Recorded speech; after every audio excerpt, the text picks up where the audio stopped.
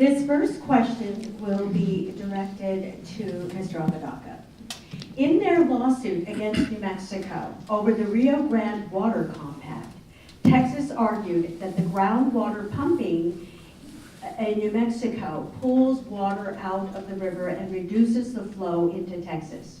The U.S. Supreme Court ruled that the federal government can intervene in this case. What is your strategy to protect the interest of well water users in New Mexico? You have 2 minutes. Thank you. Great question. And unfortunately, the Supreme Court's probably right. And unfortunately, we live, and you know this, we live with land grants that are hundreds of years old. And folks, either we're going to pay Texas $6 billion or we're going to owe them 40% of our water. That's just the agreement. I'm not saying I agree with it, but that's just our agreements. What we do today is we sit in our state and we fight over surface water. Now, when I was a kid growing up here, I'm a big snow skier.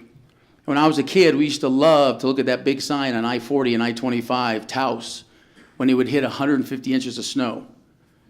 This year, it got 24 inches. So we know we're in the middle of a 300-year drought, and we're about in year 80. So folks, New Mexico's right in the heart of it.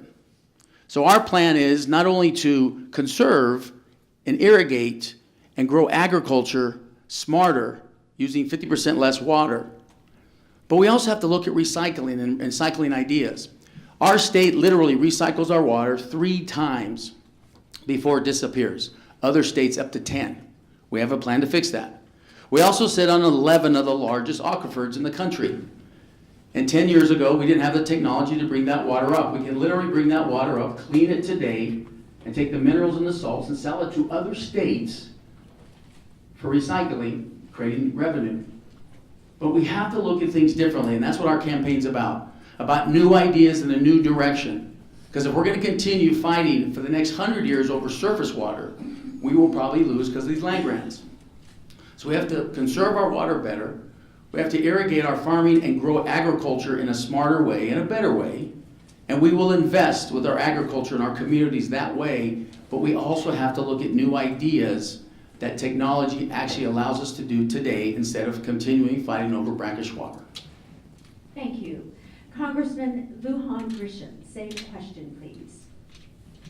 Thank you. So we need to address the lawsuit. Probably, I think most people in New Mexico are feeling I'm one of those, that opening up the settlement probably wasn't the best idea, and I think potentially very misguided. But there's always a potential to try to drive back and get to a settlement, and I would definitely, as governor, be working with all the surrounding governors, because the reality is, with climate change and scarce water resources in all of these regions, we would do much better together than fighting over limited water supplies.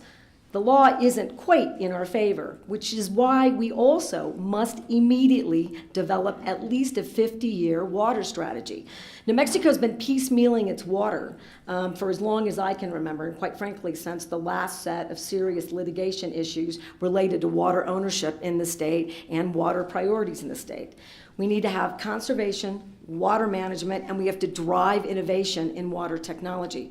We must make sure that we have a qualified person in the state engineer's office who's willing to work with serious water stakeholders statewide to develop that 50-year plan. And we have to have an interstate stream commission that's working with the state engineer and the legislature and is driving through the leadership of the governor, making sure that New Mexico's water practices can support our agricultural industry, support businesses that we want to bring in, but be very clear that if we don't change the way in which we manage our water, it frankly isn't sustainable.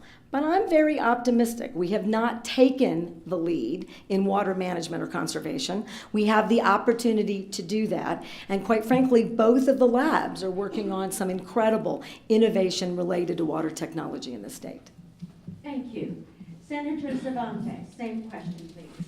Our farm is literally along the Rio Grande down near Mesquite and Vado, New Mexico. 20 years ago, my brother and I were the first ones to put in large-scale drip irrigation. His daughter's here today. We put in 100 acres of drip irrigation 25 years ago. The state penalizes us for conservation as farmers. It's a use it or lose it attitude. It's the wrong attitude.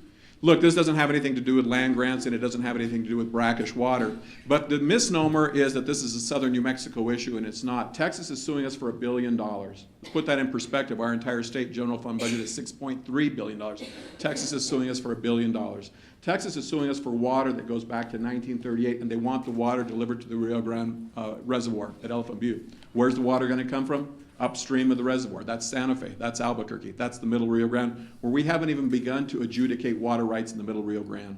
We've been irresponsible as a state. I chaired the water committees in the House when I was there, in the Senate now, along with Liz Stefanik, who I'm pleased to see here as my vice chair. Having somebody who understands these issues and has for decades sat down with my colleagues in Texas, with the state engineers, who's heard hours of the testimony and who's read that decision backwards and forwards and understands water law better than anyone, will go into office on the first day, sit across the table from our Texas neighbors and our Colorado neighbors and our Mexican counterparts who are due water under the compact, and will negotiate a settlement of this lawsuit. Look, we got into this lawsuit very frankly because we had people in Santa Fe who did not understand water law. They sued Texas. This lawsuit began by a lawsuit by New Mexico against Texas, and Texas said, guess what? We'll come right back at you, we'll raise an ante, and we'll bring in the federal government alongside us. And so now New Mexico is fighting the state of Texas, the federal government, and the United States Supreme Court, and we're sending lawyers to argue that case in the U.S. Supreme Court who have never been in the Supreme Court before and have no background in water law. You want to know why New Mexico is in the trouble we're at? We're not electing people who know what they're talking about and have the experience to do the job. Thank you.